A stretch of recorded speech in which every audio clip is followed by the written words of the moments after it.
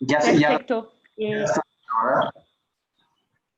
Sí, ya se está viendo. Si quieres, la puedes poner en más grande como pantalla completa. Sí, correcto. Y voy a empezar con un pequeño mensaje a todos nuestros participantes que nos están escuchando. Hoy teníamos ya confirmados al día de ayer un poquito más de 80 personas que se iban a conectar. Entonces, un tema de mucho interés en este tiempo que estamos viviendo el día de hoy. Entonces, bueno, yo me presento, soy Ayer Najar, soy la directora de la Cámara de Comercio Franco-Mexicana. Muchas gracias a Sánchez Divani para apoyarnos en realizar este webinar sobre el tiempo de planeación laboral en tiempo de coronavirus. Me gustaría dar un pequeño presentar a Sánchez Divani, que es nuestro asociado que nos está apoyando hoy. Sánchez Divani es una firma mexicana de abogados que ofrece asesoría integral a clientes locales y internacionales, especialmente industrias tales como la energética, automotriz, venta al detalle, retail, inmobiliaria, farmacéutica, manufacturera, entre otras, para ayudar a tomar las mejores decisiones para los negocios considerando su conjunto. Sánchez Divani sus áreas de práctica es corporativo transaccional, financiamiento corporativo y de proyectos, instituciones y servicios financieros, comercio exterior y aduanas, inmobiliaria, infraestructura y hotelería, fiscal, gestión patrimonial y planeación sucesoria, laboral, seguridad social y migratoria, gobierno corporativo y cumplimiento regulatorio, energía, recursos naturales y ambiental, salud, alimentos y cosméticos, propiedad intelectual, entretenimiento y deportes. De todas formas, en nuestra página web pusimos un poquito más de información sobre de Sánchez Divani para todos nuestros socios que nos acompañan, que quieren más información. Y el día de hoy nos acompañan dos socios de la firma. Tenemos a David Eugenio Puentes Tostado, que es socio de la oficina de Monterrey de Sánchez Divani. La área de práctica de David es la área laboral, seguridad social y migratoria. Y David tiene maestría en Derecho Laboral de la Universidad de Regiomontana de Monterrey. Y contamos a Abel Mejía. Abel Mejía es socio abogado de Sánchez Divani en la oficina de México y oficina de Querétaro y licenciado en Derecho de la Universidad Panamericana de la Ciudad de México, y su área de práctica es asesoría fiscal y litigio, gestión patrimonial y planeación sucesoria, capital privado, fusiones y adquisiciones.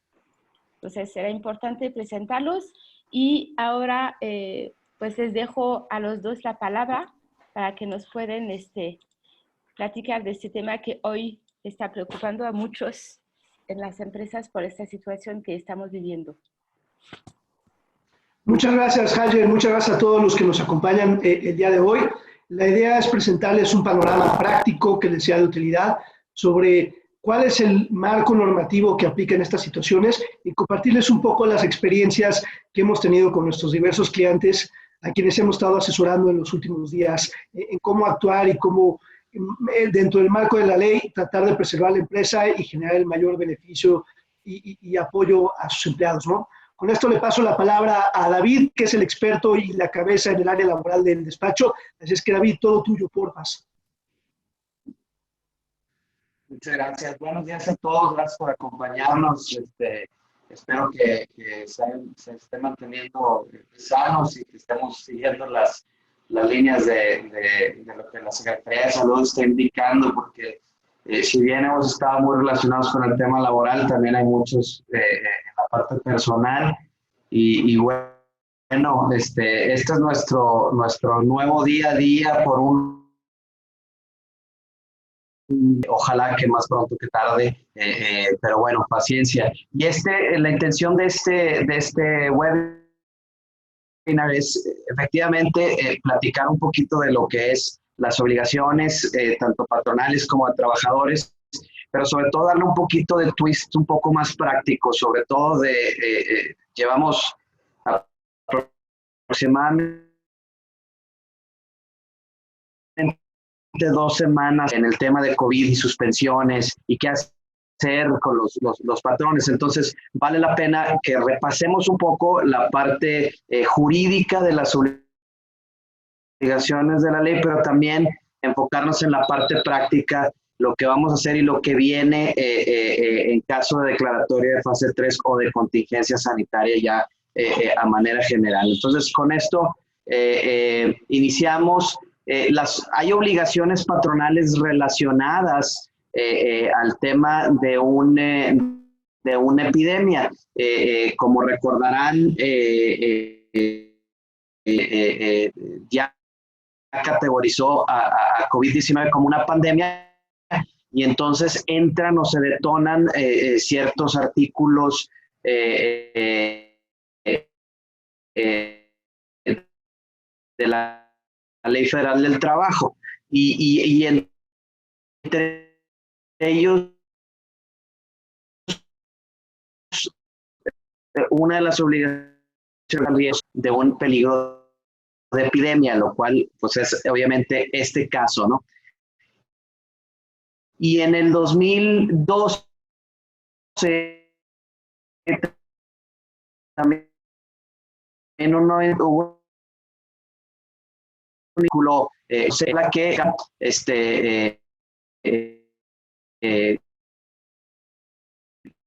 obviamente se tiene que cumplir con las disposiciones de muchos acuerdos que se han estado emitiendo de la Secretaría de Salud.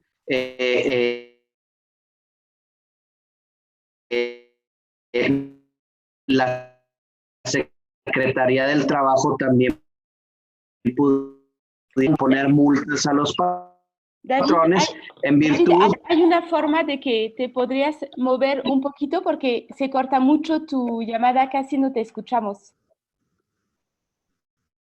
No sé si Han comentado que el tener un tema de red, pero no te escuchamos muy bien. el tener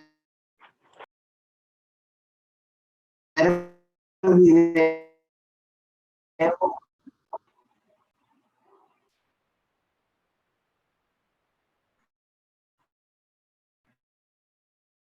Me han comentado que el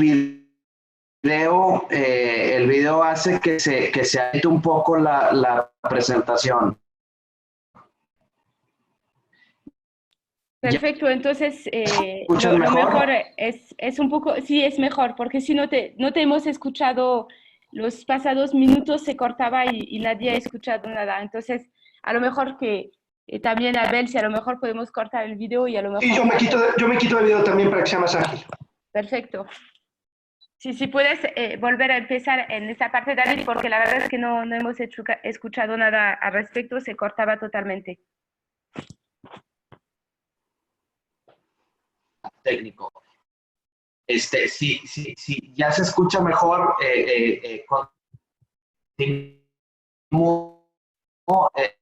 Existen ciertas obligaciones que imponen a los patrones, entre ellos el artículo 132, que te habla de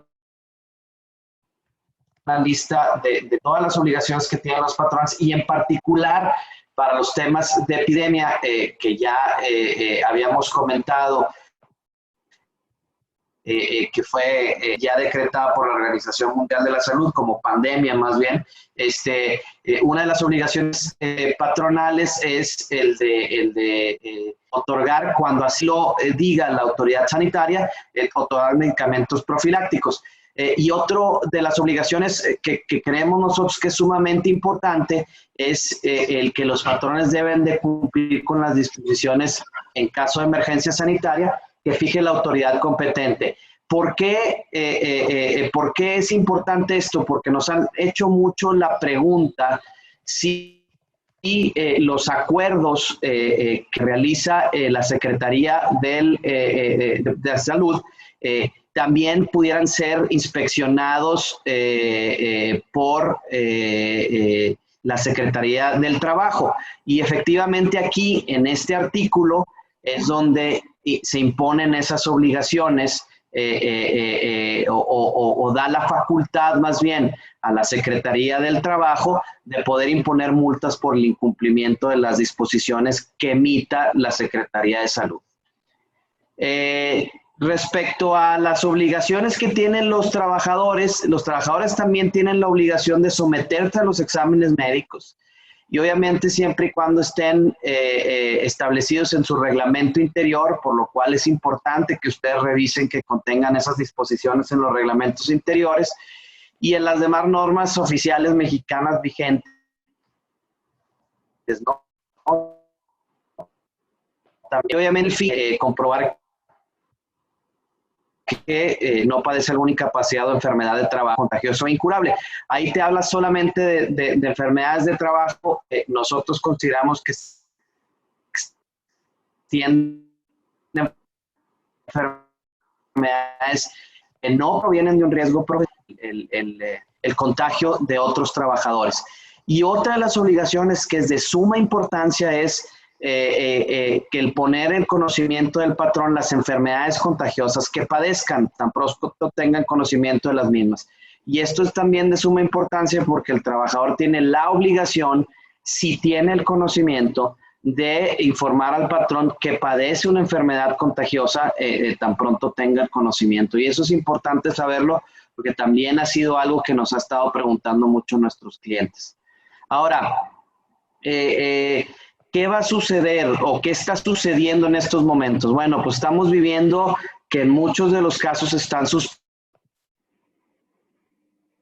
suspendiendo las relaciones de trabajo por decretos que han estado haciendo los propios gobiernos estatales. Y bueno, ya a raíz del acuerdo que se emitió el 24 de marzo, hemos estado viendo otra serie de suspensiones u otras series de obligaciones.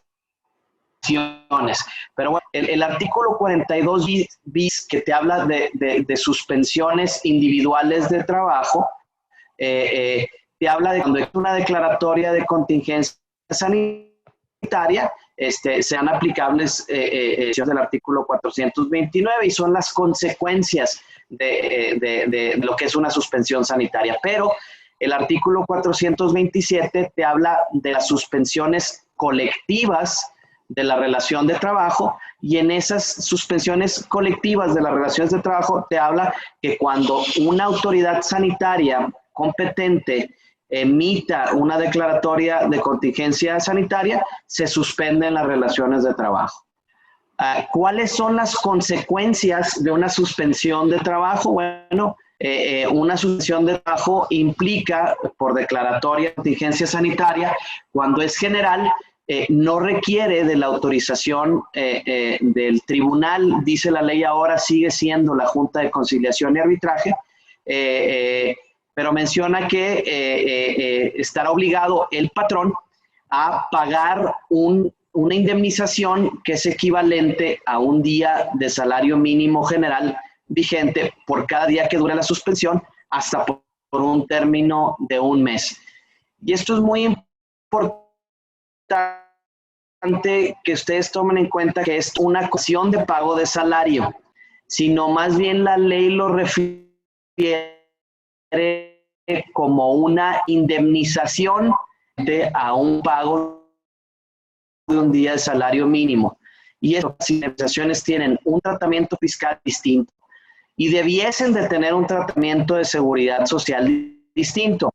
La relación de trabajo está suspendida y por lo tanto eso implica que no hay pago de salario y no hay un correlativo de desempeño del trabajo. En consecuencia, es muy importante que cuando si llegamos a entrar en una declaración de contingencia sanitaria, coincidan los FDIs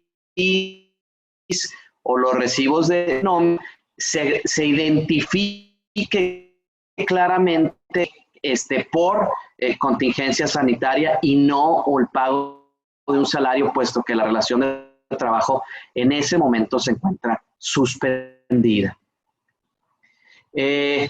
hay protección hacia las mujeres, la protección hacia las mujeres cuando las autoridades emiten una contingencia sanitaria, las mujeres siguen en periodo de lactancia o en gestación, siguen.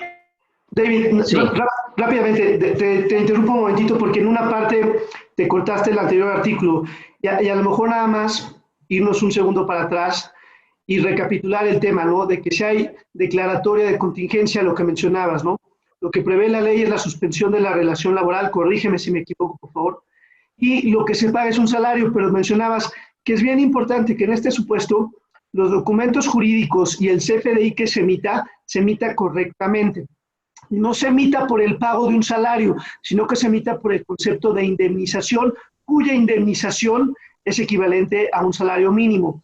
Y aquí a lo mejor vale la pena igual que corrobores que esta indemnización de un salario mínimo es igualita independiente del nivel de salario o puesto o prestaciones que tenga el empleado con el cual se está suspendiendo la relación laboral por virtud de la declaratoria de emergencia sanitaria. Correcto.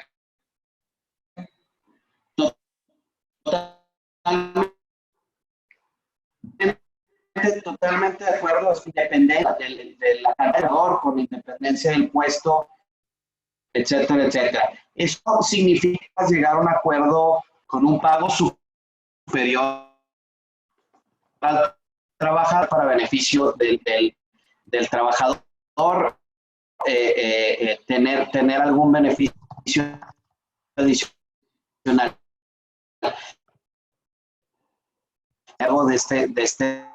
de este concepto. David, discúlpame por cortarte, pero de verdad es que es un poco complicado porque no escuchamos, de verdad se corta a cada rato.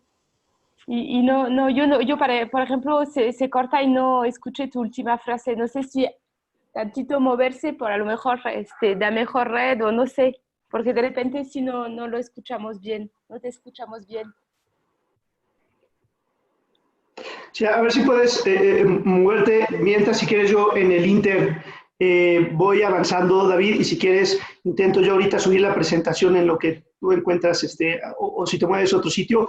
Y sí, ahí era bien importante, ¿no? Es el tema de la declaratoria, y David puede, ahorita que regrese, abundar un poquito más en el tema, de que hay diferentes tipos de declaratorias, ¿no? Hay una declaratoria una declaratoria de contingencia sanitaria, pero no requiere que se suspendan labores para todos. Y en ese caso, los que automáticamente tienen que dejar de laborar son los menores de edad y las mujeres que están en periodo de lactancia o embarazadas, esas automáticamente.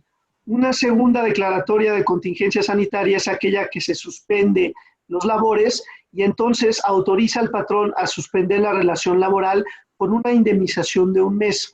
Ahora, seguro la gran pregunta que todos tienen es, ¿dónde cae la declaratoria que se emitió el día de antier en la noche para ver si sí se hacía suspensión de labores o no se hacía suspensión de labores? Y francamente, como muchas cosas que están sucediendo ahorita, la redacción de esta declaratoria deja muchísimo, muchísimo que desear. Y no queda totalmente claro de si es una suspensión para todos, porque parecería, si vemos el lenguaje, que empieza muy categóricamente indicando que tanto sector privado como sector público tienen que dejar de laborar, pero luego empieza a generar una serie de excepciones y queda cortita de llegar a determinar que encuadra en la categoría. Entonces, lo que se ha determinado es, la declaratoria ordena que se suspendan labores en todas las áreas, salvo aquellas en donde se da una excepción, pero parece que no llega al punto de generar que es una declaratoria de emergencia sanitaria. Entonces, parecería que se tiene que seguir pagando los sueldos y no podemos caer en este tema de pagar una sola indemnización de un salario mínimo, ¿no? Entonces, es donde estamos hoy por hoy. ¿Qué es lo que hemos estado viendo en este sentido? Se tienen que explorar otro tipo de resoluciones, otro tipo de acuerdos que los que estamos viendo para llegar a situaciones donde lo que se está buscando es que se le dé permisos de ausentarse con goce de sueldo a los trabajadores. Se está buscando diferentes horarios, recortando una u otras horarios y días de trabajo para que vengan unos sí y otros no recortando el salario, pero todo este tipo de acciones se requiere que estén de la mano con la parte del sindicato y modificaciones a nivel de contratos individuales. Ahorita, por la situación, hemos encontrado que en la mayoría de los casos hay muchísima gente que está actuando de buena fe y está aceptando estas modificaciones. Pero al final del día es bien importante aterrizar el contrato colectivo y los contratos individuales para que lo que se pacta, digamos, de palabra, se vaya reflejando en los contratos adecuadamente y minimizar los riesgos de que haya litigios laborales. David, no sé si por ahí te pudiste volver a conectar. Me estoy conectando en otra red que tengo aquí en su casa. ¿Se escucha mejor? Sí, ya te escuchamos mejor. Perfecto. Sí, mucho mejor. Muchas gracias, David. Te comparto un poquito, les comentaba David, a lo mejor puedes entrar en el tema. Te estuve escuchando, no te preocupes. Perfecto, adelante, todo tuyo. Si quieres seguimos, digo, excelente todo lo que comentaste, efectivamente todo es correcto, es parte de las recomendaciones también que se van a realizar. Bueno, ya tocamos el tema de la declaratoria de contingencia sanitaria. Hay protección a las mujeres. Ahorita alcancé a ver una pregunta. Ahorita las mujeres, de acuerdo o en base al acuerdo que se emitió el 24 de marzo por la Secretaría de Salud, las que están embarazadas y las que se encuentran en periodo de lactancia, pues obviamente están impedidas de asistir a los centros de trabajo. Y ahorita vamos a entrar un poquito más detalle para ver todos esos casos que son vulnerables. Pero lo que sí es importante es que la propia ley, a raíz de la reforma del 2012, cuando se introducen este tipo de artículos derivado de aquella contingencia sanitaria que tuvimos con motivo de la epidemia de la H1N1, se introducen estos artículos, aunque nosotros creemos que quedaron bastante incompletos y ahorita ya lo estamos viviendo.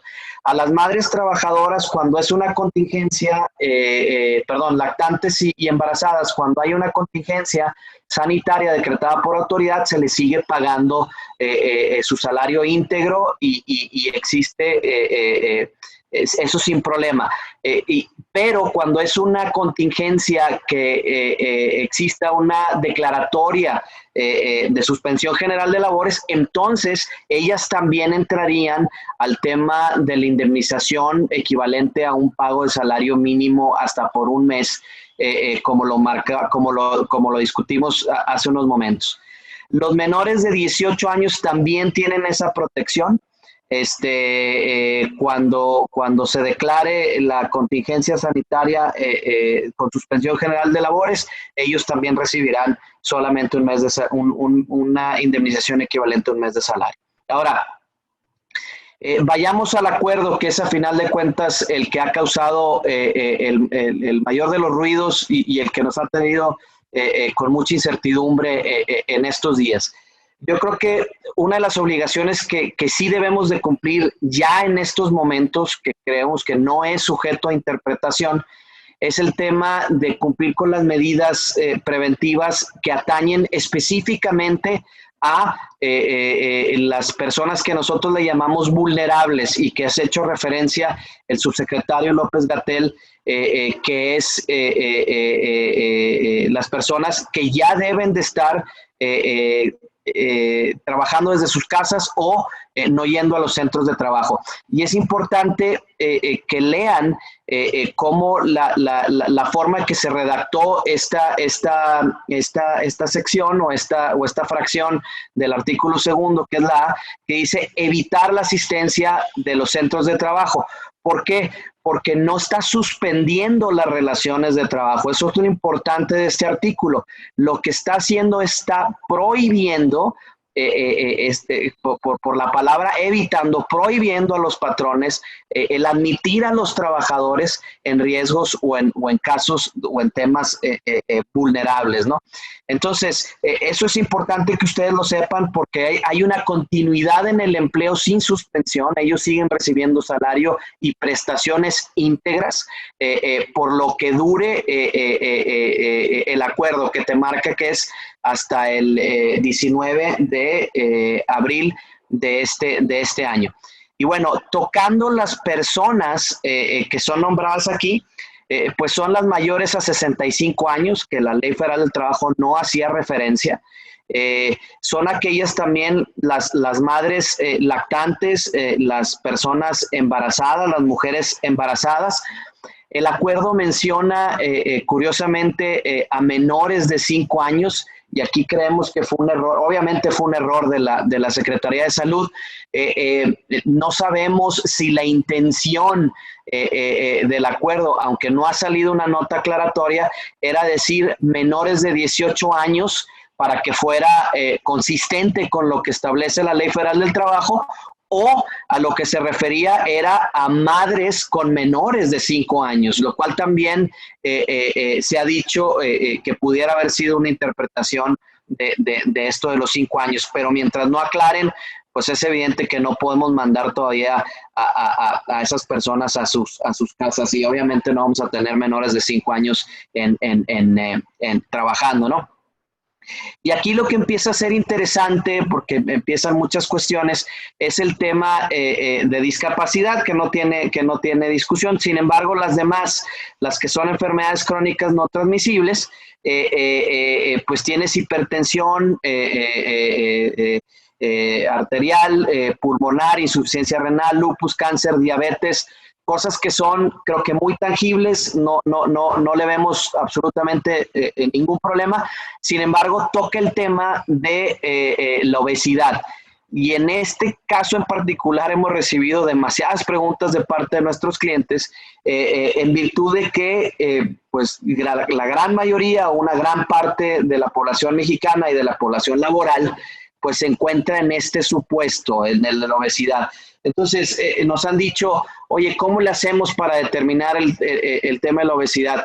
Si tienen ustedes doctor particular, doctor interno, y han estado haciendo evaluaciones, yo lo que les sugiero es que hagamos esto de una manera consistente. Si el doctor en alguna evaluación médica o examen médico anterior determinó que algún trabajador padece de obesidad, es importante que seamos consistentes. De la noche a la mañana no se le puede quitar la obesidad y no puedes dejar de tener a una persona obesa nada más para tu conveniencia de trabajo. Entonces, sí es muy importante que se tenga esa. Desafortunadamente, el acuerdo no establece el grado de obesidad para el cual está prohibido la asistencia al centro de trabajo.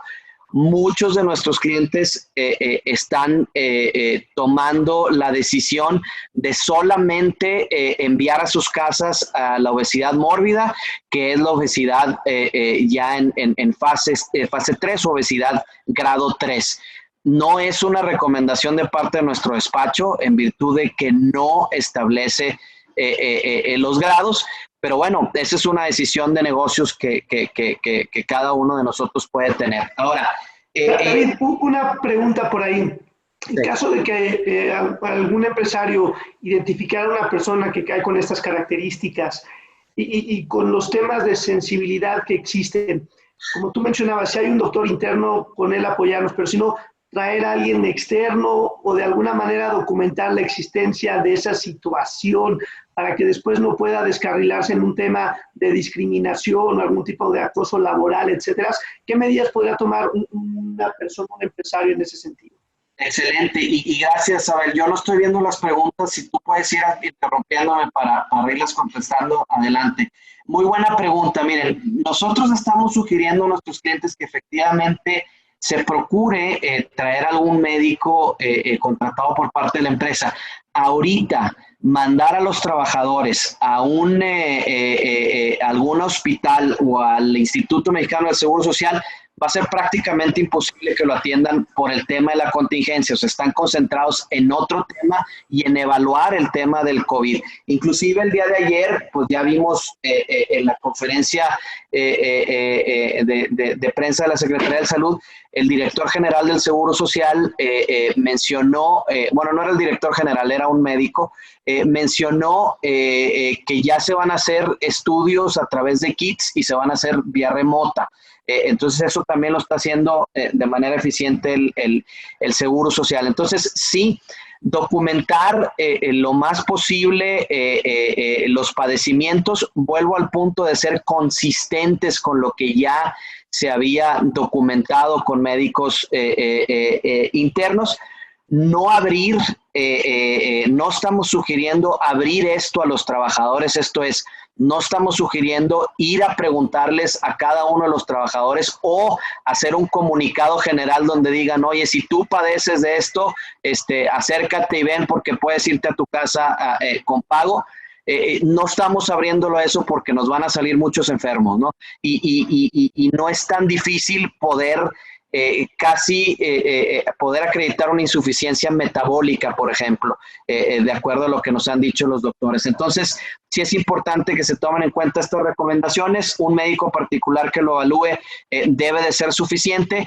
Acordarnos que existen muchas consecuencias, el hecho de que no mandemos una persona que hayamos detectado que era obesa y que no la queramos mandar por el solo simple hecho de dejarlo trabajar por nuestras necesidades, pudiera tener muchas repercusiones, no nada más en el tema laboral, la multa que pudiera acarrear, creo que pudiera detonar un riesgo psicológico o de los que marca la norma 035, puede ser un factor de riesgo. Entonces también pudiera causarle en otros empleados, por ejemplo, la muerte de un trabajador, no obstante tener conocimiento de su padecimiento, puede provocar este tipo de situaciones. Y no nada más eso también se va, si es de conocimiento de la empresa, hay responsabilidad penal de parte de los funcionarios de la empresa también. Entonces, sí hay que tener mucho cuidado. David, y ahí podrá llegar a ser el caso donde se ha identificado un trabajador con estas circunstancias. El trabajador quiera seguir yendo a presentarse al centro de trabajo y el patrón tuviera que tomar medidas un poco más coercitivas de impedir su acceso al trabajo, es algo que podría suceder y que con base en esta declaratoria dijera el patrón, es mi obligación, ya no solo es un derecho o una prerrogativa, es mi obligación impedirte el acceso a este centro de trabajo. Así es, efectivamente, es prerrogativa del patrón, no es una decisión del trabajador, es una obligación impuesta a todos los patrones, al sector privado. Nosotros lo que estamos sugiriendo es que se emita un comunicado, no tiene que ser un convenio, es un comunicado de parte de la empresa donde mencione que debido a los antecedentes clínicos que se tienen dentro de los archivos de la empresa, esta persona es sujeta al acuerdo y en consecuencia como patrón tenemos que evitar su asistencia al centro de trabajo. Esa es la manera. Obviamente lo que le solicitamos es que lo firme el trabajador como constancia. ¿Para qué? Para nosotros tener un documento que nos pueda ayudar fehacientemente para comprobar que nosotros mandamos a esa persona a su casa y que cumplimos con el acuerdo. Y en su caso, en caso de que nos llegue a demandar, vamos a decir, por alguna especie de despido, nosotros poder argumentar que la persona estaba suspendida en virtud de los padecimientos que encuadraban dentro de este acuerdo. La verdad es que sí hay muchos que se han negado, eso sí es un hecho. No sé si no quieran estar en su casa o cuál es el tema. Ahí nosotros recomendamos que aquellos que se han negado y que no quieren firmar las cartas, se les haga una atenta invitación a retirarse de la empresa y esas cartas se firmen a través de testigos, como se hace, por ejemplo, en los casos de algún acto administrativo, alguna rescisión. No es el mismo caso, pero bueno, se hace a través de testigos. ¿Okay? Oye, David, otra pregunta que estamos teniendo de manera muy recurrente, creo que ya tocamos el tema, pero vale pena que lo aclares. que en caso de que se diera una declaratoria de emergencia sanitaria en los términos adecuados, no como el acuerdo que salió, la indemnización de un salario mínimo es igual para todos, ¿verdad? Independientemente del monto salarial que se perciba, de la compensación, del nivel que se tenga y de otras prestaciones que se tengan. Me parece que es parejo para todos, independientemente, ahora sí que es ciega esa indemnización a estatus, clase, demás, ¿no? Efectivamente, es indemnización equivalente a un salario mínimo general de la zona, ya sea frontera o resto del país, hasta por 30 días, con independencia del puesto, con independencia de la cantidad que cada trabajador gane, con independencia del tabulador de salarios, salvo que esté pactado algo expresamente en un contrato colectivo, en un contrato individual de trabajo, ¿ok? Porque entonces eso va a prevalecer. Eso es importante que lo conozcan. Ahora, este tema del pago de la indemnización no establece la ley la frecuencia de pago. Y todo el mundo menciona, bueno, lo debo de pagar al mes, a los 30 días. Yo lo que estamos sugiriendo a nuestros clientes es que se pague como si fuera una frecuencia de pago de salario. Esto es, si al trabajador se le hace un pago semanal, bueno, pues que se le haga el pago de su salario mínimo cada semana, ¿no? Perfecto. David, otra pregunta muy recurrente que hay es, ¿quién sería la autoridad competente para en su momento hacer la declaratoria de emergencia sanitaria? Si mal no recuerdo, la Ley Federal del Trabajo lo menciona, pero no da una facultad expresa, por lo que, y tú podrás confirmarnos, hay ciertas interpretaciones de que esta autoridad podría ser múltiples autoridades, desde nivel federal, estatal o alguna local, siempre y cuando sea autoridad en materia de salud y tenga las facultades bajo la ley orgánica correspondiente. Sí, la Ley General de Salud establece quiénes son las facultadas, son el Consejo de Salubridad, la Secretaría de Salud, el Presidente de la República y las Secretarías de Salud de los estados. Entonces, ellos son los que pueden emitir las contingencias sanitarias. No van a venir como expresamente, la Ley General de Salud no establece precisamente el término de contingencia sanitaria.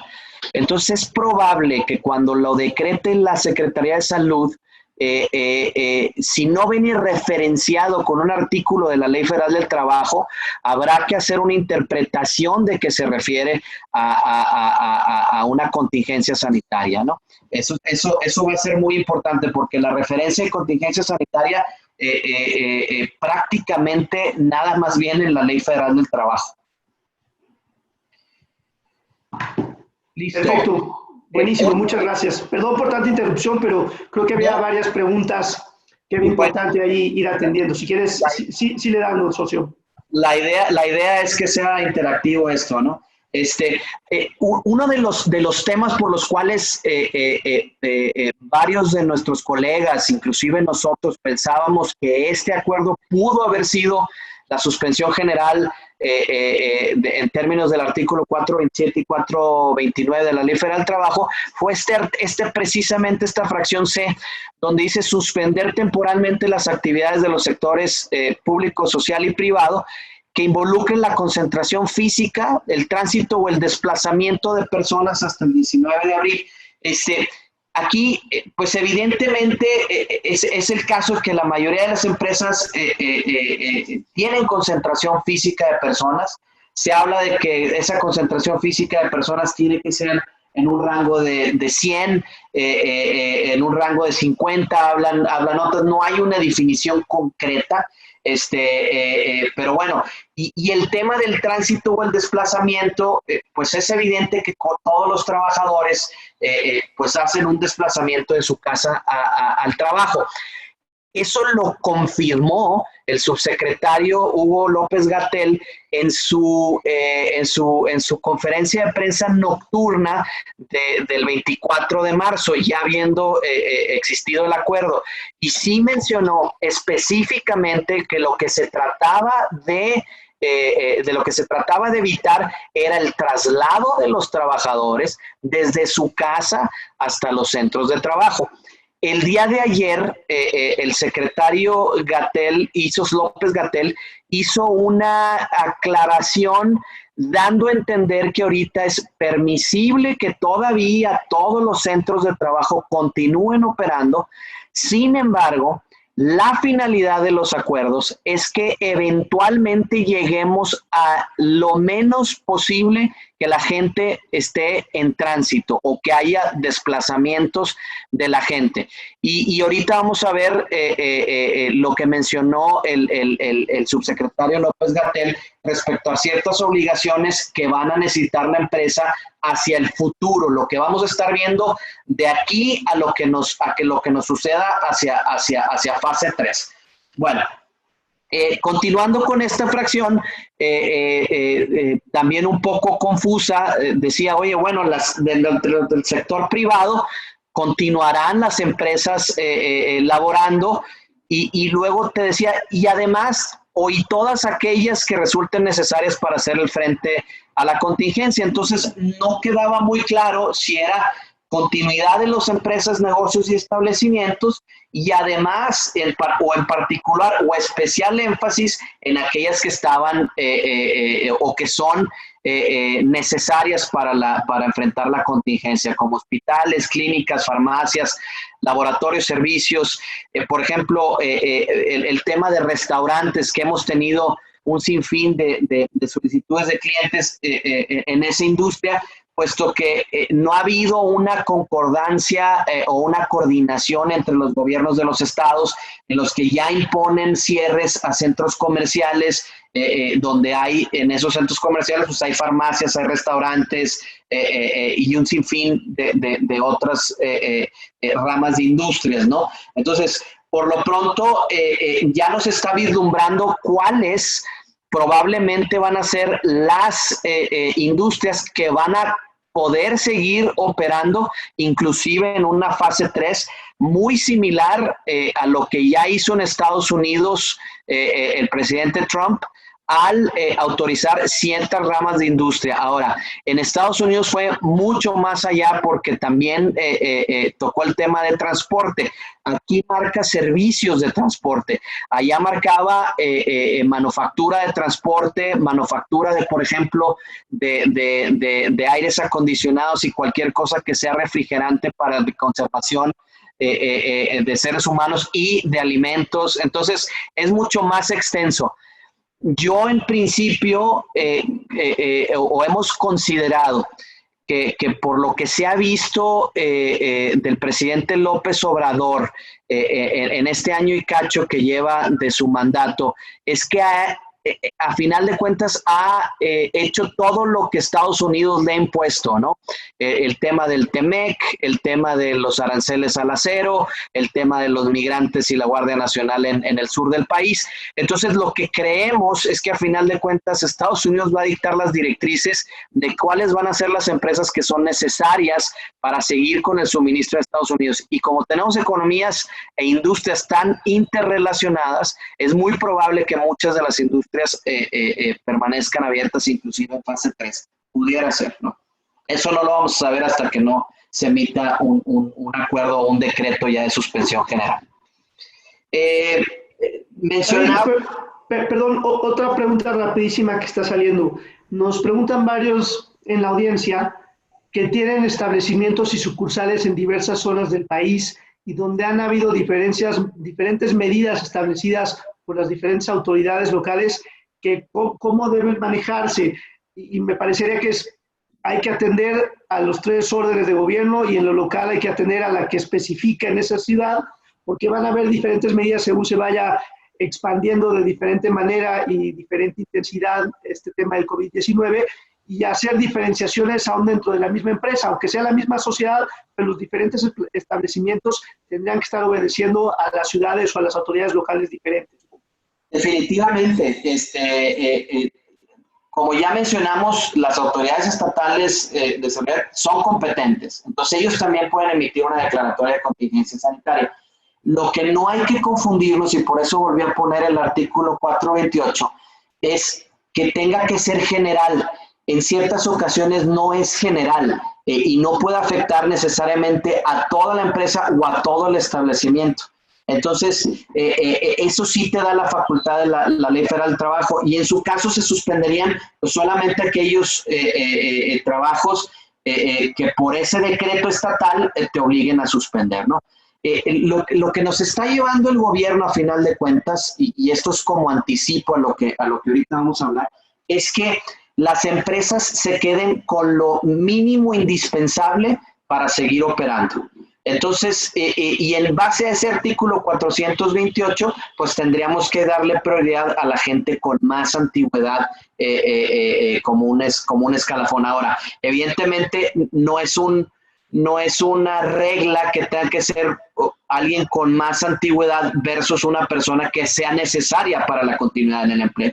Evidentemente es cuando tengas puestos iguales o funciones iguales, tendrás que tomar en cuenta o mandar a su casa a la persona con menor antigüedad. El mismo acuerdo mencionaba, y por eso mucha de la confusión decía, oye, las relaciones laborales se mantendrán y aplicarán conforme a los contratos individuales, colectivos y contratos ley. Y ellos decían, bueno, entonces quiere decir que continuamos trabajando. El hecho de que un acuerdo mencione que las relaciones laborales se mantendrán, inclusive en una fase de suspensión, siguen las relaciones de trabajo, se mantienen las relaciones de trabajo, solamente que sus efectos están suspendidos en ese momento. Entonces, no caer en un tema de interpretación que te dice que las relaciones de trabajo se mantienen y eso quisiera decir que no están suspendidas. No, la suspensión es solamente para los efectos, pero la relación de trabajo continúa. Y bueno, definitivamente las cosas que más causaron ruido fue que de un día para otro tuvimos que mandar a todo nuestro personal en situación vulnerable a sus casas, ¿no? Porque a final de cuentas, este acuerdo entró en vigor a partir del momento de su publicación y se publicó el 24 de marzo en la tarde. Entonces, ya las personas vulnerables que ya platicamos de ese inciso A se debieron de haber ido desde el 24 de marzo en la tarde.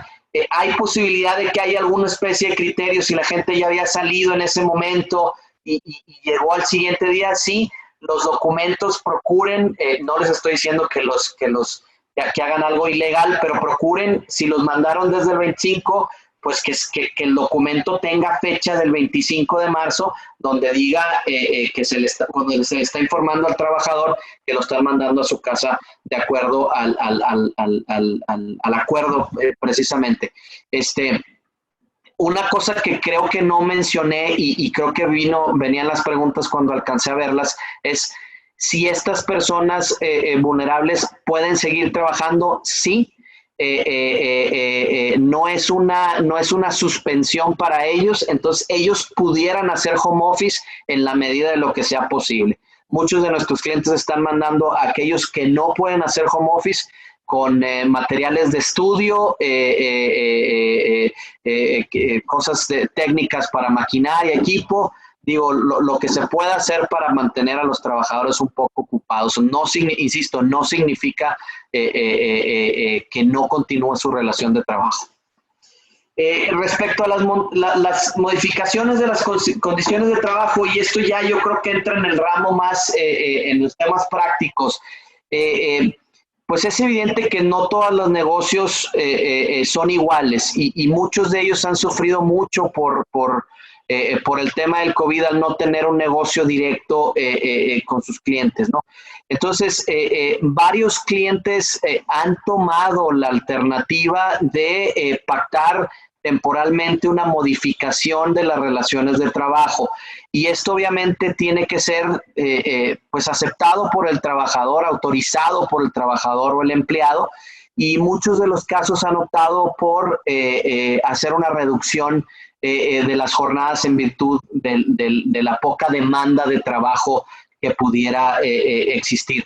Eso se tiene que documentar a través de un convenio entre las partes, trabajadores y patrones, y obviamente se tiene que estipular la disminución de la jornada y su correlativo a la disminución de salario.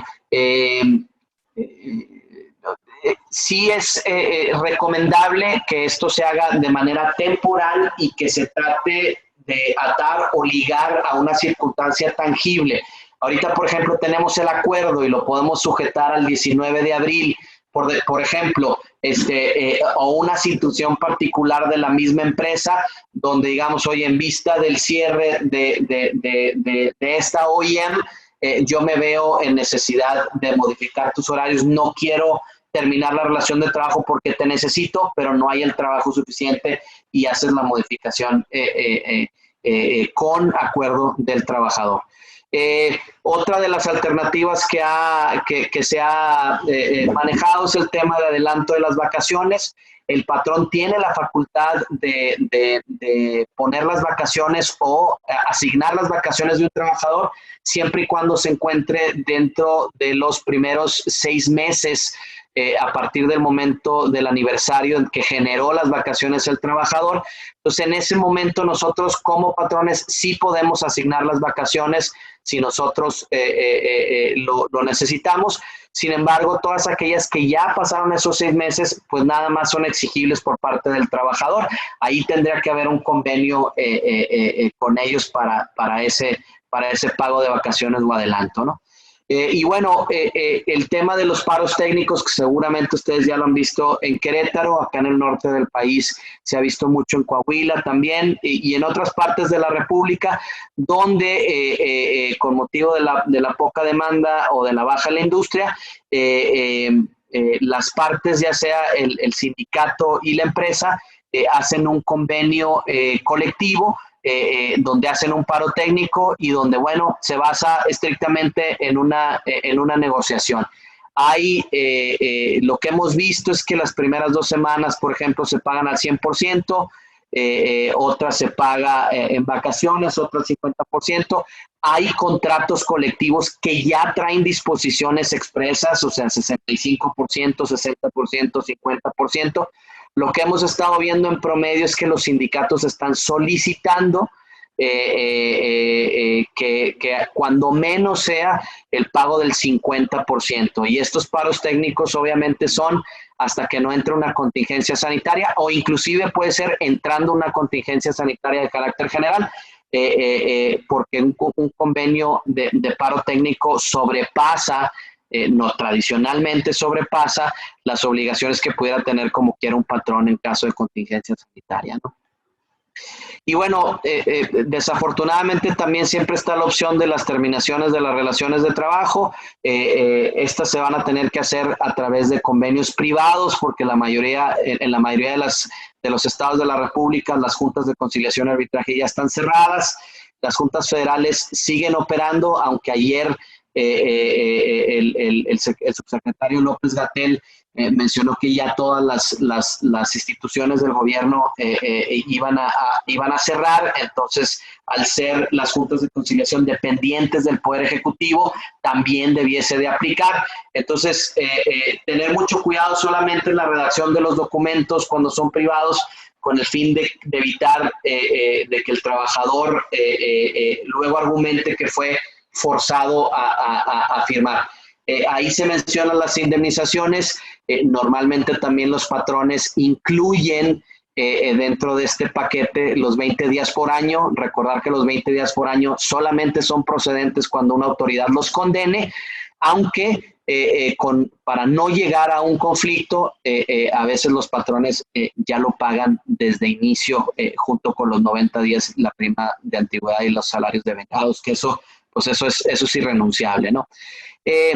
¿Qué se está haciendo también? Obviamente, pues el tema del trabajo flexible. El trabajo flexible ahorita es una modificación de las condiciones generales de trabajo. Entonces, sí es importante que desde un punto de vista legal se implementen las acciones relativas a esta modificación. Yo sé que es difícil ahorita mandar llamar de regreso a los trabajadores, etcétera, etcétera, pero quizá a lo mejor no está de más que pasada la contingencia se documente lo que se hizo en el pasado con el fin de no tener contingencias hacia el futuro, ¿no?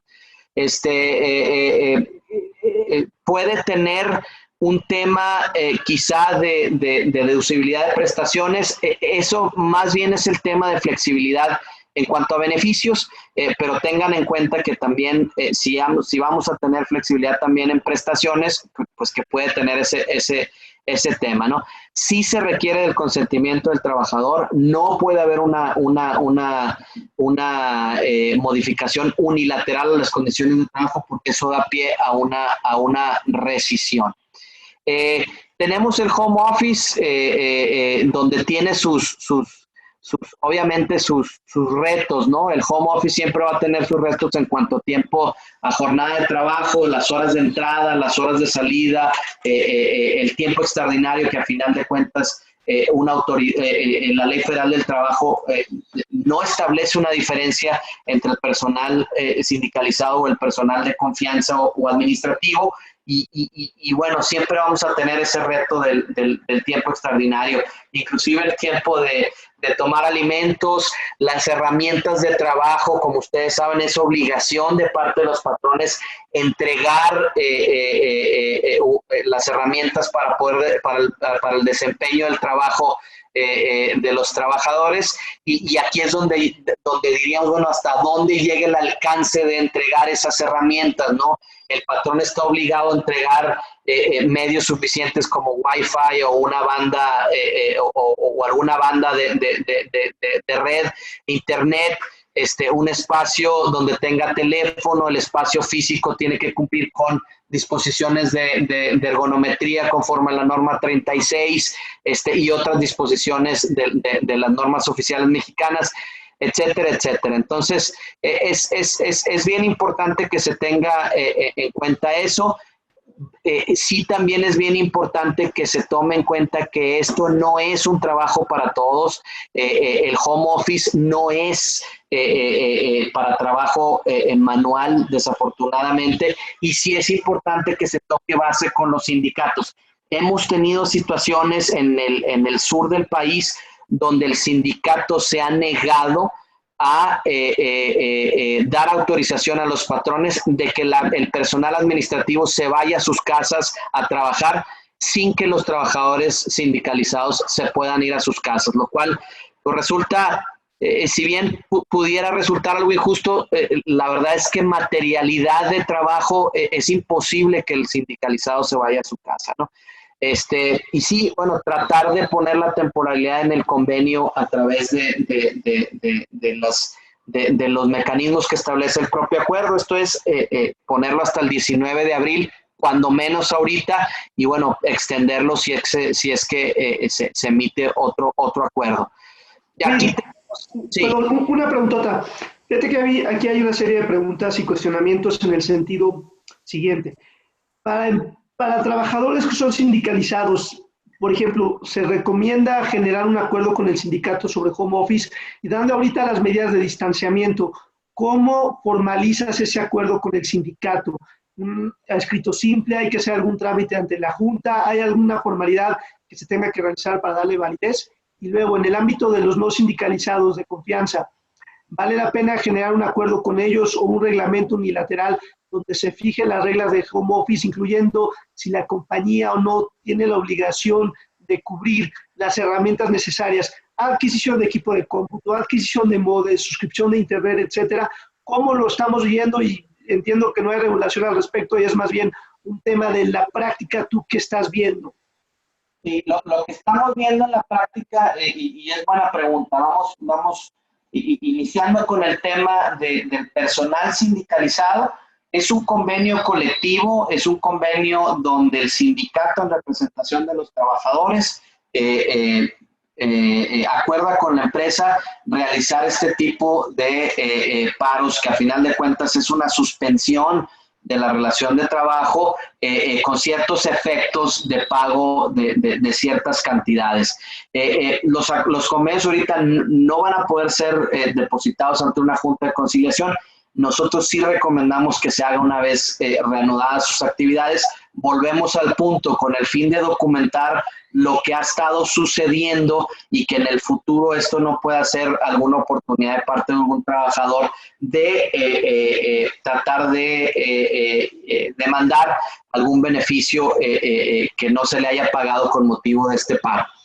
En materia de trabajadores, de personal administrativo o personal no sindicalizado, estos acuerdos se tienen que hacer de manera individual y no puede ser algo unilateral.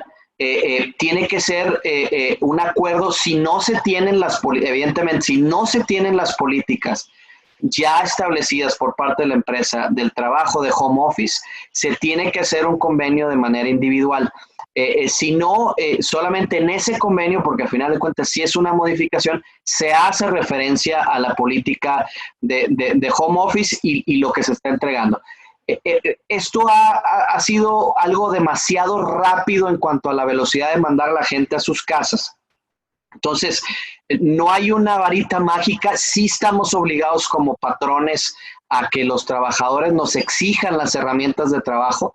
Lo que se ha hecho en la práctica es vete a tu casa, si tienes internet, trabaja desde tu casa con el internet que tengas y con las herramientas que ya tienes y que te hemos proveído de trabajo, laptops, etcétera, etcétera, ¿no? Eso es lo que se ha dado en la práctica.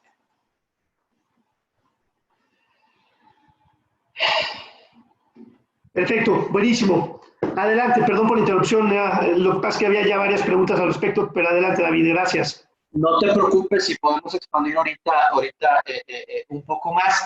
Dentro de los esquemas flexibles de trabajo, bueno, seguramente ustedes ya lo han estado haciendo. Se está procurando o se está invitando a las empresas a que se hagan entradas y salidas escalonadas, horarios de trabajo escalonados, con el fin de evitar la concentración de personas, ¿no? O procurar tratar de contener esa concentración de trabajadores. Para allá vamos, para allá es lo que nos ha estado dando a entender el subsecretario López-Gatell. Entonces sí es importante que ya se empiecen a tomar esas medidas de lo que le han estado nombrando su sana distancia, la sana distancia entre trabajadores, etcétera, etcétera.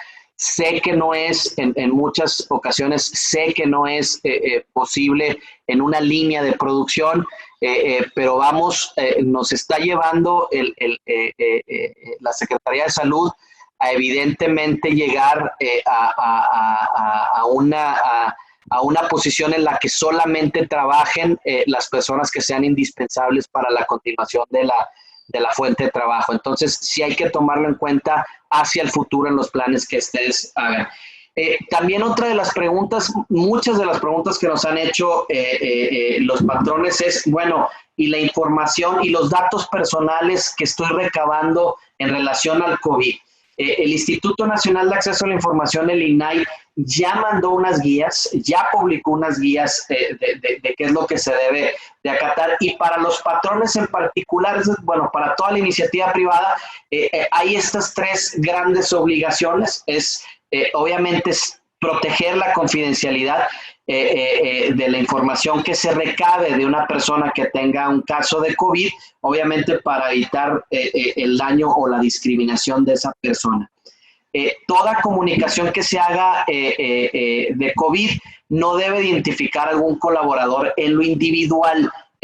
Cuando se haga una comunicación dentro de la organización donde se diga que una persona, Juan Pérez, vamos a decir, tiene COVID o padece los síntomas del COVID, no se le puede nombrar a la persona, no pueden decir Juan Pérez tiene COVID. Eso es de suma importancia porque es un dato que puede ser sensible y obviamente una violación a la ley de datos personales, ¿no? El tratamiento de los datos personales se tiene que informar al afectado, a la persona afectada, y se le tiene que informar la finalidad para los cuales se ha recabado y va a ser tratado esa información. Obviamente se tiene que dar un aviso de privacidad. Si no lo incluye, pues hay que ampliar su aviso de privacidad actual. La identidad de la persona afectada por COVID no debe de divulgarse, como ya se mencionó, y cuando la Secretaría de Salud solicite información, bueno, se va a dar la información que sea solamente relevante, y esa solicitud tiene que venir debidamente fundamentada para poderse proveer esa información. Y ya por último, los responsables de la información, del resguardo de la información, deben de establecer los plazos por los cuales se debe de conservar estos datos personales relacionados al COVID y el mecanismo para eliminarlos de una forma segura, ¿no? Para que no tenga consecuencias hacia el futuro.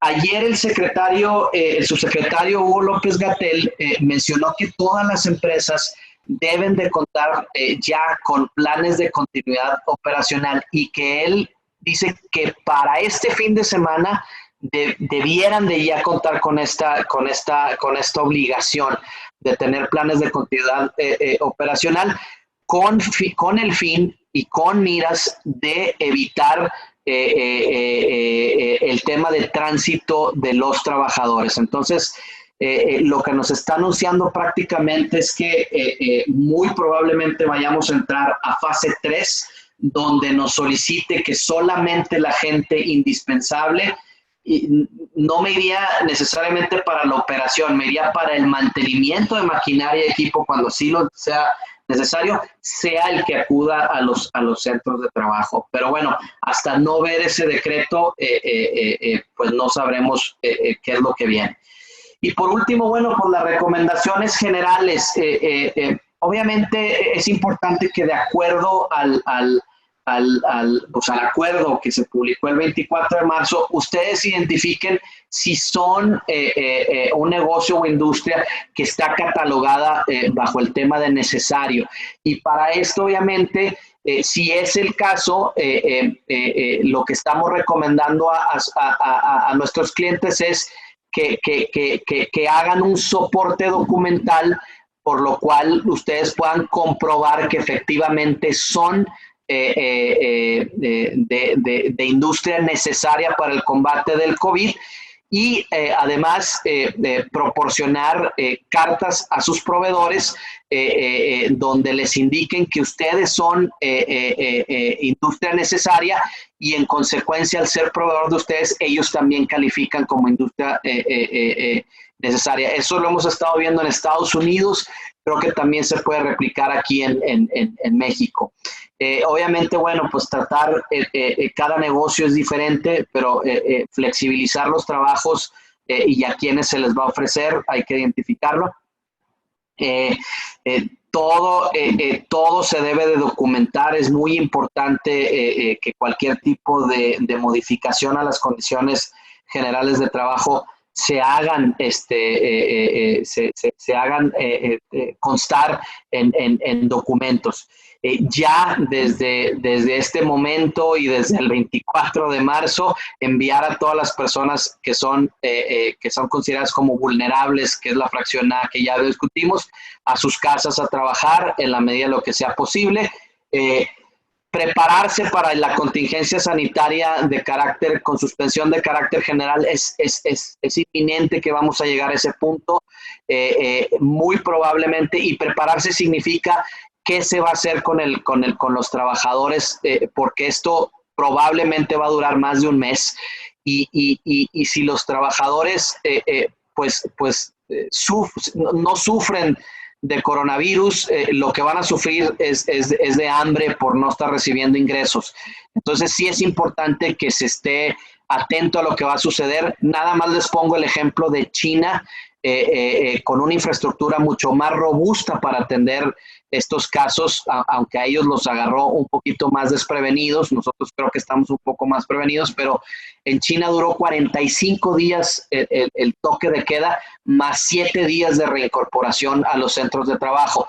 Entonces estamos hablando de 52 días, de los cuales de esos, pues obviamente van a haber 22 días que los trabajadores conforme a ley, no estarían recibiendo salario, ni siquiera el salario mínimo, ¿no? Entonces, por eso les invitamos a que se preparen para esa contingencia sanitaria en materia laboral, sobre todo con los trabajadores.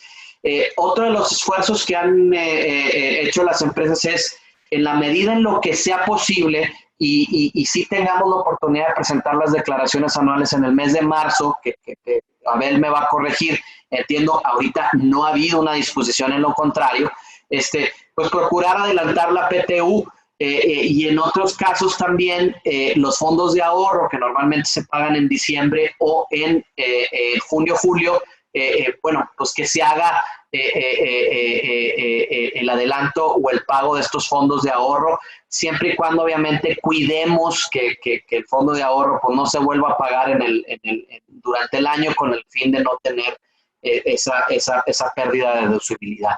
Perdón, David, ahí rápidamente en lo que mencionabas, desafortunadamente las peticiones que se han hecho al SAT han caído en oídos sordos. Sé que no es materia de esta plática, pero rápidamente han caído en oídos sordos. Entonces, a la fecha no hay ningún plazo de prórroga, ninguna facilidad. Entonces, todos deberíamos estar pensando en cumplir con las obligaciones fiscales en tiempo. Este mes las declaraciones de las personas morales y el próximo mes las declaraciones de las personas físicas. Y otro tema que hemos platicado, David, que nos ha salido en otros clientes, es que cuando se hagan este adelanto de estos conceptos de fondos, PTU y demás, ser muy claros, separarlos en diferentes CFDIs y demás, para dejar muy bien documentado por qué se está haciendo este pago y que es un adelanto de una prestación que tendría que darse posteriormente, para que después, si no se hace esta separación adecuada, evitarnos problemas donde pudiera alguien interpretar que había sido simplemente una mayoración, un incremento al salario pagado en ese momento y no un adelanto de una contraprestación que tendría que pagarse después y que se aceleró en beneficio del cliente. Sí, definitivamente, ahí coincido totalmente y es lo que hemos estado, yo creo que insistiendo durante toda la plática, ¿no? Documentar todo lo que se haga es lo más adecuado, con el fin de no tener contingencias hacia el futuro, definitivamente. Perfecto. Adelante, por favor, David. Bueno, como ya lo mencionó el subsecretario López-Gatell, bueno, hay que crear los planes estos de continuidad de operaciones. No hay una guía, no hay un formato, no debe de ser algo muy sofisticado si no lo necesitan, pero sí tratar de determinar quiénes van a ser el personal que es indispensable para la continuidad de las operaciones. Y bueno, evidentemente estar receptivos a todos los cambios. El tema de COVID nos ha hecho movernos demasiado rápido y estar preparados para todos los cambios que se tienen que hacer. Entonces sí, las personas en puestos de liderazgo, tener esa facultad de estar listos para reaccionar y sobre todo también estar listos para cambiar sus formas de trabajo, ¿no? Como les mencionaba, hay el tema del home office, por ejemplo. Hay mucha gente que siempre le gusta tener a la persona al lado nada más para estar supervisando. El tema del home office se basa más a temas de resultados, entonces cambiar un poco el chip de que por estos momentos que como les mencionaba y como lo dijo el presidente, el primer ministro de Canadá, Justin Trudeau, esta es nuestra nueva realidad y este es nuestro nuevo día a día.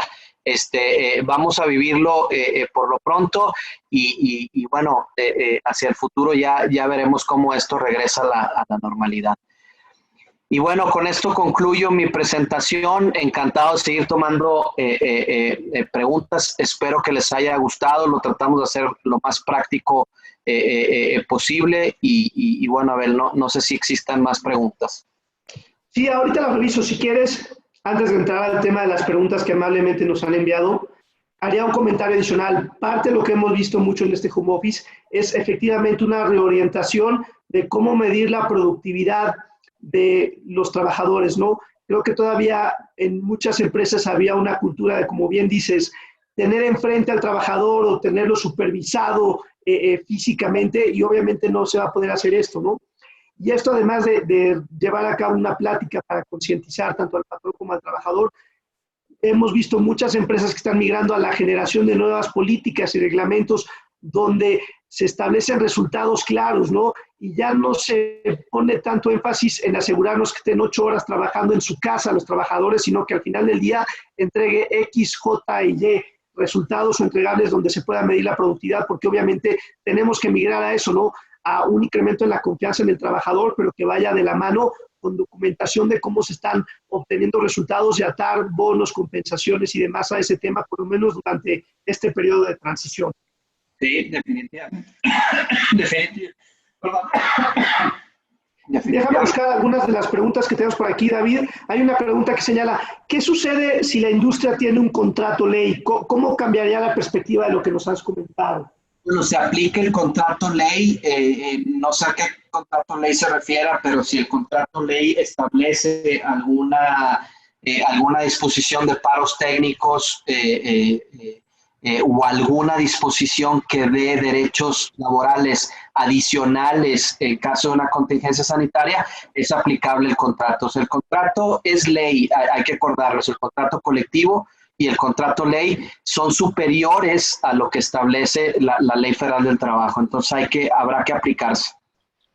Y típicamente, David, esos contratos ley prevén estos temas de declaratoria de contingencia sanitaria. Me pareciera que no necesariamente todos, ¿no? Porque era algo tan lejano que a lo mejor no estaba previsto.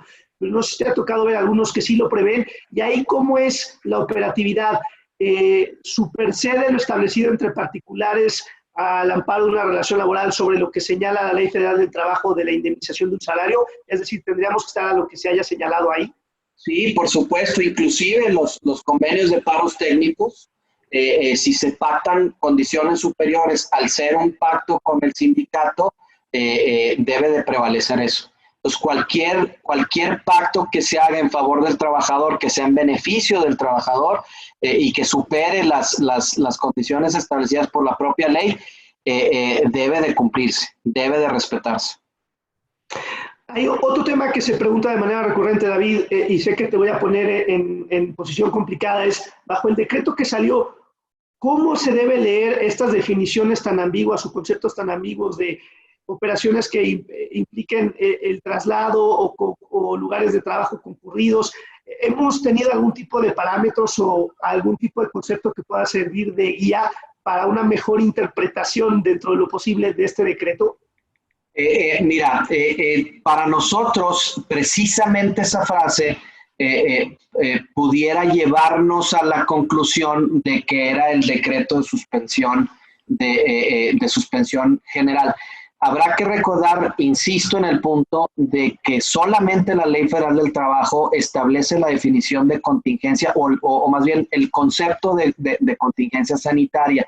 Entonces, probablemente cualquier acuerdo o decreto de la Secretaría de Salud no va a venir con sus palabras como tal, salvo que haga la referencia a la Ley Federal del Trabajo en su artículo. Entonces, siempre vamos a encontrar acuerdos que van a estar sujetos a ver si es que a eso se refería a tratarlo de empatar con la Ley Federal del Trabajo. Nosotros, desde nuestro punto de vista, Sánchez Devanny, lo consideramos que sí pudo haber sido eso, la contingencia general. Sin embargo, se buscó a través de Index, y seguramente ustedes lo vieron, Coparmex, CAINTRA y varias asociaciones de corte empresarial o patronal, el no dañar a la industria manufacturera o a la industria en general, sino hasta que no nos fuéramos a una fase 3. Y ayer el subsecretario López-Gatell no dio la respuesta, pero sí mencionó que no quiere que las industrias paren. Lo que quiere buscar es eventualmente la disminución de tránsito de los trabajadores. Entonces, por eso les decía que eventualmente vamos a llegar hacia ese punto donde ahora sí empiecen a inspeccionar el tema de que ya no puede haber traslados, y ahí sí ya va a tener que ser una declaratoria general sus pensiones, con suspensión general de labores, para evitar precisamente lo que se ha estado buscando por parte de la Secretaría de Salud, que es evitar las concentraciones físicas, el tránsito y los desplazamientos del personal, ¿no? Perfecto. Otro tema, David, que sale una pregunta. Si digamos que estamos en la situación de una empresa que bajo una misma persona moral tiene diferentes lugares de trabajo que pueden estar ubicados en diferentes ciudades o diferentes estados, y en un estado se ordena el cierre de establecimientos de trabajo, pero en el otro no, ¿se puede pedir a los trabajadores que cambien su lugar de trabajo de un lugar a otro, o eso es una violación o una modificación autorizada del contrato laboral? Sí, muy buena pregunta. Esto está resuelto por una interpretación de nuestros tribunales. No te quiero echar mentiras, no recuerdo si es una tesis o una jurisprudencia ya firme, pero sí establece que cualquier persona a la que se le solicite el movimiento de un lugar a otro que no sea dentro del área conurbada de la ciudad donde se encuentra, sí implica una modificación unilateral de las condiciones de trabajo. Entonces, para poderlo mandar, vamos a decir, a otra ciudad, sí necesita haber un acuerdo con el trabajador donde el trabajador lo acepte. Ok, perfecto. Otra pregunta que viene por aquí. Nos preguntan si yo ya retiré a las personas de alto riesgo de mi compañía, ¿a ellas qué aplica? ¿Tengo que seguirles pagando sus prestaciones completas o a ellos les puedo aplicar la indemnización de un salario? Me parecería que la respuesta es que hay que seguirles pagando, porque no, el tema de un salario mínimo como indemnización solo puede provenir de una declaratoria de emergencia sanitaria, pero obviamente te dejo a ti a que nos des más input. Ya me contestaste, y el acuerdo es muy claro. En estos momentos se les paga salario y prestaciones íntegras hasta que no existe una contingencia sanitaria, y nosotros como quiera creemos que por el perfil de izquierda que tiene nuestro presidente va a seguir protegiendo a estas personas en temas vulnerables, e inclusive pudiéramos llegar a la posibilidad de que le imponga obligaciones adicionales a los patrones de un pago adicional. Por eso creemos que el presidente no ha decretado esa contingencia sanitaria, porque es, pues, evidentemente muy impopular, teniendo en México muchas personas que viven al día. Mandarlos a su casa con el pago de un mínimo y eventualmente sin la obligación de pago es prácticamente matarlos, ¿eh? Es complicada esta situación. Otro tema que me preguntan por ahí, David, y es un tema bien sensible, en el caso de mujeres embarazadas, obviamente en operación ordinaria del trabajo no va el patrón preguntándole a su empleada si está embarazada o no está embarazada, ¿no? Entonces la pregunta viene en dos sentidos. ¿A partir de qué momento se puede considerar que ya está embarazada? Puede sonar muy obvia, pero parecería que no hay una definición de ese tema. Y dos, ¿se les puede pedir o si hay indicativos de que alguna mujer esté embarazada, se le puede hacer la pregunta, no se le puede hacer la pregunta, o hay que esperar hasta que ella venga y declare que está en ese estado? Y si no declara y nosotros sabemos, ¿se puede caer en un tema de una contingency liability para el patrón? Mira, yo considero que bajo esta circunstancia no implicaría un tema de discriminación. Habrá que recordar que la Ley Federal del Trabajo en las prohibiciones al patrón están efectivamente el de realizar exámenes médicos para efectos de embarazo, para contratación o movimiento de salario.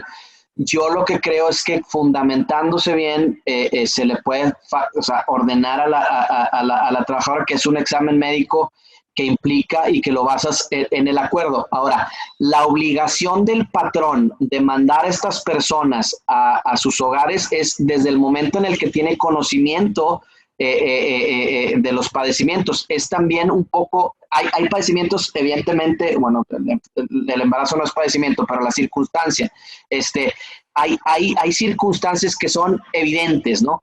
Y hay otras que no son tan evidentes. La diabetes, por ejemplo, mi hermano es diabético y es insulino dependiente y tú nunca sabrías que es diabético, ¿no? Entonces, hasta que no tenga conocimiento el patrón, no se detona una obligación. Si ya lo tenemos detectado en nuestros exámenes clínicos o exámenes médicos que hemos realizado, pues es evidente que tenemos que cumplir con la norma, ¿no? Perfecto.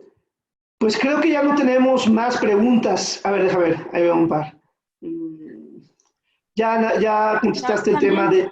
Ahí en el chat, es que hay personas que pusieron preguntas en el chat y ahí hay una pregunta de los contratos temporales o en prueba de 3 meses que terminan su vigencia en marzo o abril, ¿pueden seguir su curso normal y terminar la relación? Pregunta. Mira, la respuesta sencilla es decirte sí.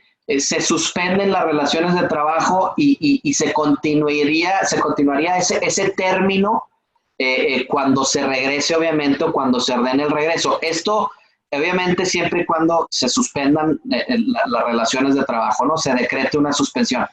Sin embargo, yo me iría un poco más atrás. Si efectivamente esos trabajos por los cuales los contrataste de manera temporal efectivamente tienen una naturaleza temporal, porque si es a la vieja usanza de poner a prueba a los trabajadores con un contrato temporal, ese no tiene fundamento legal, ese no tiene sustento legal. El vencimiento del contrato en sí, si no es una función temporal, no tiene sustento legal. Okay. Y hay otra pregunta ahí que es, al momento de pagar la indemnización de mínimo, ¿estamos obligados a pagar las cuotas obrero patronal, IMSS completa de acuerdo a los sueldos reales? Es muy buena pregunta. Al desvincular el pago de esta indemnización, al desvincularla de salario, esto es que no es un salario, nosotros creemos que no debiese de ser sujeta a un pago de seguro social porque la relación de trabajo está suspendida. Sin embargo, hemos visto que en la práctica va a ser muy difícil manejando el SUA poder poner como causal una suspensión e inclusive en llamadas que hemos tenido con funcionarios del Seguro Social están diciendo que ellos van a recibir cuotas de manera normal. Yo lo que creo entonces que si no hay no se acomoda el sistema a lo que está sucediendo ahorita, entonces busquemos la forma de manejarlo como si fueran las faltas. Yo estoy seguro que el Seguro Social va a emitir adicionalmente un decreto donde amplíe la continuidad o vigencia de derechos por todo este término, ¿no? Perfecto. Y a lo mejor las dos últimas preguntas que hay, una era, ¿podemos acordar con los trabajadores una reducción salarial y es legal pedir el archivo médico para confirmar enfermedades crónico-degenerativas? El pago del salario es un poco riesgoso, es una condición general de trabajo individual y pudiera ser no renunciable o si se renuncia se tendría que indemnizar esa parte parcial. Yo sé que muchos patrones lo están haciendo, sin embargo, no te diría que esté sustentado con algo verdaderamente legal. Vámonos, por ejemplo, pero hay muchas acciones que se están haciendo desde un punto de vista más práctico que legal.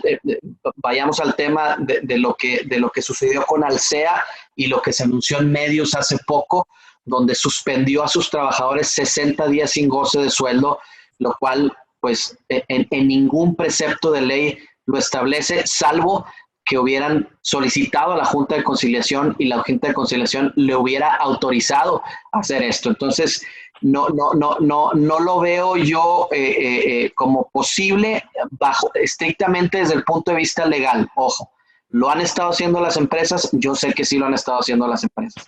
Y la segunda pregunta, perdón. La segunda pregunta era si es legal pedir el archivo médico para confirmar enfermedades crónico-degenerativas. El archivo médico, ¿se entiende que es el archivo médico de alguna institución de seguridad social o el archivo médico propio de la empresa? No, ahí no se menciona. Si es el caso del archivo médico propio, bueno, y si tienes tú correctamente todas tus disposiciones de datos personales, tú le puedes dar el tratamiento que es necesario para combatir el COVID sin problema. Una última, hay muchas preguntas, pero a lo mejor hay una que me parece un poco interesante en lo que has comentado antes, es, ¿se puede adelantar el aguinaldo en esta situación?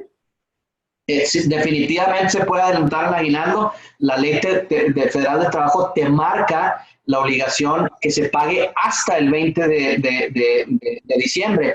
Entonces, es una fecha finita, más nunca te establece una prohibición de no pagarlo. Definitivamente sí es posible. Ahí lo que comentábamos ayer es bien importante que se documente como un adelanto de ese concepto para que no quede duda y no se pueda reinterpretar como que fue un aumento o un pago adicional de salario, sino que fue ese concepto de aguinaldo específicamente, ¿no? Perfecto. Muy bien. Pues, bueno, hay muchas preguntas. De todas formas, compartiremos los datos pues ahí están los datos de David y de Abel. Se mencionó también en el chat. Si están de acuerdo, David, Abel, podremos compartir en nuestra página web la presentación. Claro. No tienen inconveniente. Ya para que cualquier cosa los pueden contactar también directamente.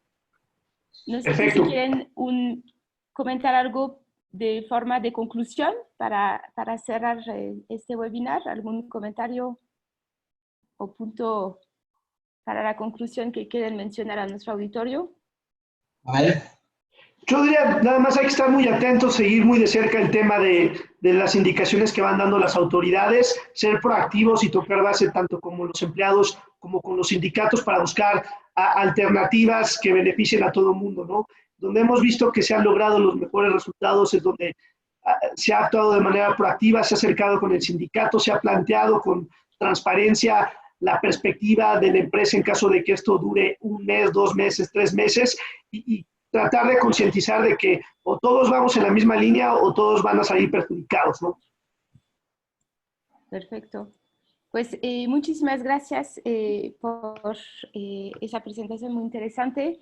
Seguramente se va a evolucionar la situación, entonces haremos seguramente próximos webinars en el tema.